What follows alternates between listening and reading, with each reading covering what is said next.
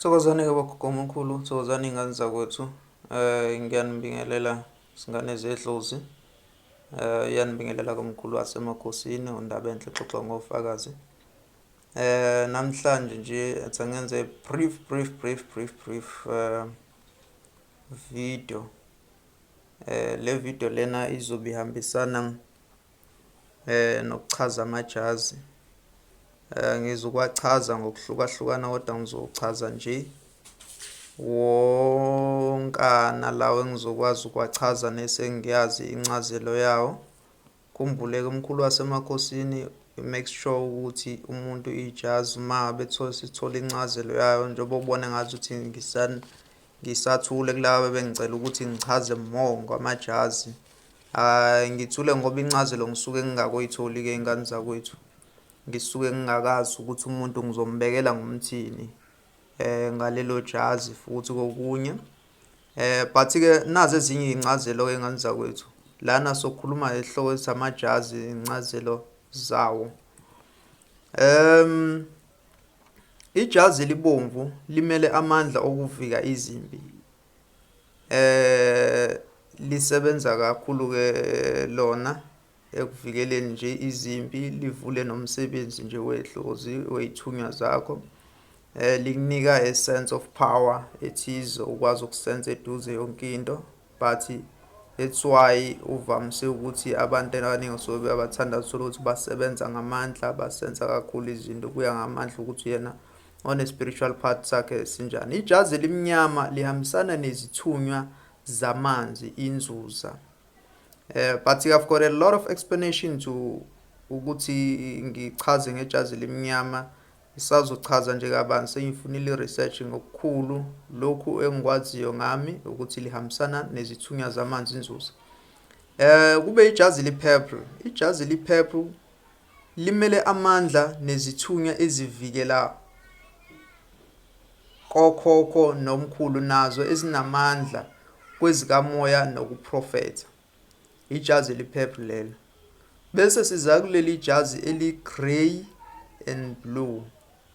Limele izithunywa zehlane lezi ezinamandla okuprofetha.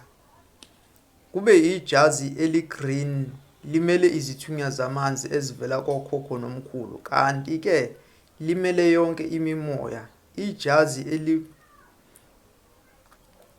bese kuba-ke ijazi la eli-blue and white. Vamise uba u-blue ngala kuba u-white ngala normally. Singazi kwabanye ukuthi yakumise kanjani ngoba yini kuyaphambana. Ijazi eli-blue and white limele izithunywa libuye libe elamandla okukhuleka lelo jazi. Ijazi-ke eli-yellow limele idlozi komalume kanye nesithunywa samanzi.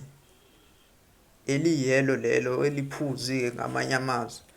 Kunini nazi isiZulu ngoba ngichaza nje ngesiZulu ngesingisi ngala bese ngiyalichaza ngoba ngezwe abanye abantu umuzothi eliphuzi abawazi umbala ophuzi ukuthi onjani. Ijazi eli-blue limele isithunywa sentaba kanye nedlozi lakobaba.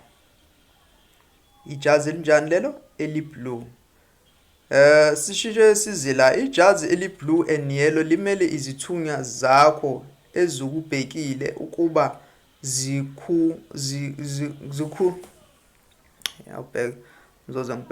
zikhululeke phezu kwakho, libuye limele idlozi lakomalume nakobaba. Kakhumbula ukuthi sewuchazile u-yellow no-blue ukuthi kusuke kuyinto emele kanjani. I think a lot of people bayahluleka na ukuchaza noma ngabachazela ngawani ukuthi okay shothi uma ukuthi umbala o-blue umele into ukuthi ngakho size sishaya amavidiyo ukuthi umuntu usihlanganisa-ke lembala-ke manje. Ngane zakwethu cha ilula lento. Ijazi elimhlophe-ke limele izithunywa zezulu nezamanzi. That's perfectly said. Uma usazi isithunywa sezulu yini nesithunywa samanzi yini uzoqonda ukuthi ngiqonda ukuthini. Kodwa-ke uma ufuna ukuthi kuchazwe leyo nto deeply sengiyoyichaza-ke ngelinye ilanga ukuthi yizini izithunywa zezulu, izini izithunywa zamanzi. I think a lot of videos-ke sengiyawashaya ukuthi izithunywa zamanzi. Ijazi eli-green niyelo limele ubuprofethi nobuthandazi, amandla asuka lapho kubo komalume nakubo kababa. Ijazi-ke size ejazini lana elimaroon. Leli limele umndawo wamanzi, lona idlozi langaphandle lishintsha izilimu. Makukhulekwa kuvame ukuba isiSwati, isiTsonga, isiNdawo, isiSwahili. Wena akojwayele ukuba yisayoni, wazi kahle ngaleli jazi leli lomaroon, wazi kahle nje uma uzolalisisa ubhekisise kahle ukuthi kumeleni. These are the true fully forms ebengisazama ukwahlanganisa ke mbheke ukuthi okunye ngize ngabusisa nakwabanye ukuthi yazi kanjani ukuze umuntu ngizomnikeza incazelo okuyiyona yona. I'm perfectly sure about this.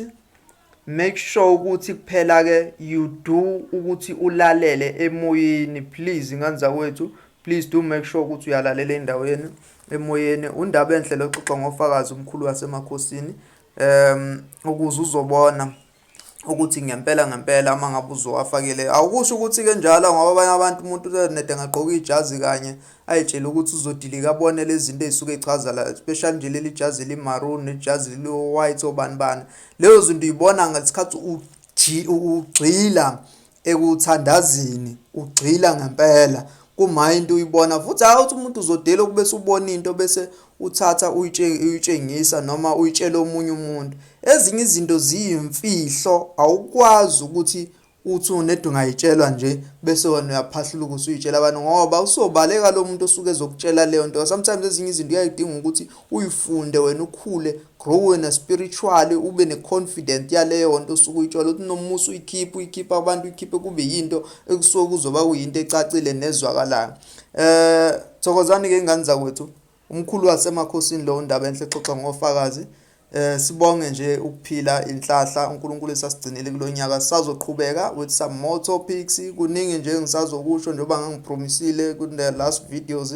Sisazoqhubeka undaba enhle xoxa ngofakazi. If ufuna ukumthola 072 887 1995, call ubuze some directions. Abafuna ukuhlola umkhulu uyahlola, abafuna ukwelapha sikhona naneswasho nanokhombo umuthi wokuvula inhlahla kunina enisuke ninenkinga ukuthi izinto zivalekile, akwazi nakwenzani. Sebenzise Nkosi yami, uyasithatha umuntu ugezile awugezanga, but uma ufuna zonke izinto zakho zigeze kahle, uyasithatha nje ugeze kahle ukuze sizosebenza kahle ngendlela ekuyiyona yona.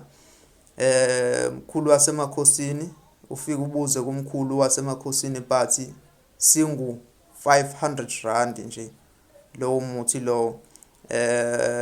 Mkhulu makhosi indaba enhle xoxa ngofakazi, umhlanganyelo umfungelo lo. Sokozane ndawuwe makhosi amakhulu.